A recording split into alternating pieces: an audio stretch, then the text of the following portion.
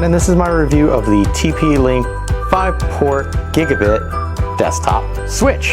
It is ridiculously simple, which is why I got it. This particular model from TP-Link is a completely plug-and-play option, meaning you plug it in and it does all the magic for you. Before we get into that, let's talk about the size of this. This device is 3.9 inches by 3.9 inches by 1 inch. So it is ridiculously small. It is a completely metal casing. There are no fans on this, so it does not cool itself by fans. You can see the cutouts here and here on either side, and that's to help dissipate any heat buildup that you might get in this, along with the metal design that helps to dissipate heat as well. The back of the device, you have your power connection and your Kensington lock area. I will say, when I say that this is a very easy to use device, in the box, all you get is the power cable, which is just shy of 5 feet long. You get an instruction manual, which this is the instruction manual. Ridiculously simple.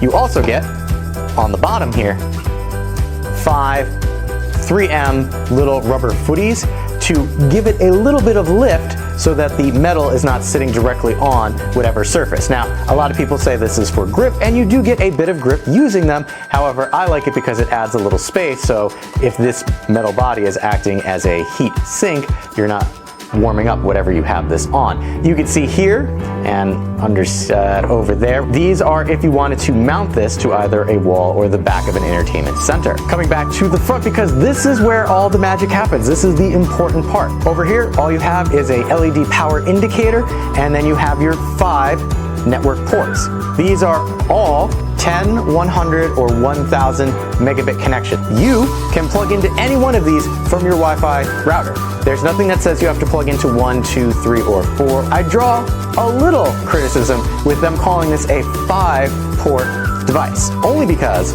one of the ports you will have to set aside to connect to your Wi-Fi router. So this is actually a 4-port system with a connection to your Wi-Fi router, because those ports that you saw in my depiction earlier, one of the ports on the back of your Wi-Fi router will need to be plugged into this in order for this to be a network extension. You can see up here there are little light indicators. These will be green when information passes between the switch and the device plugged into it. Now, I had 2 primary concerns when I was looking at this device was power usage. How much power is this going to use?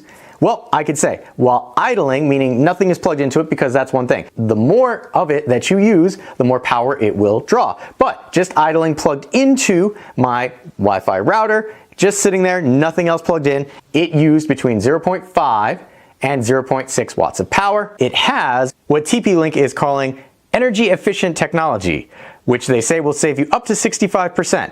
So it automatically adjusts power consumption according to the link status and the cable length. So what that means is if when you have something plugged into this but it's not actually drawing information, this will dynamically lower the power usage. Likewise with the length of cable, again, without getting too technical into networking, longer cable, more power needed. This does all of that for you. This is a truly plug-and-play device, which is one of the reasons I wanted to get it. My other concern with something like this, do I lose any speeds? Well, here's what I did. I did several tests. The first test was directly from my modem to my computer, and I ran a speed test. I'll be throwing them up on the screen.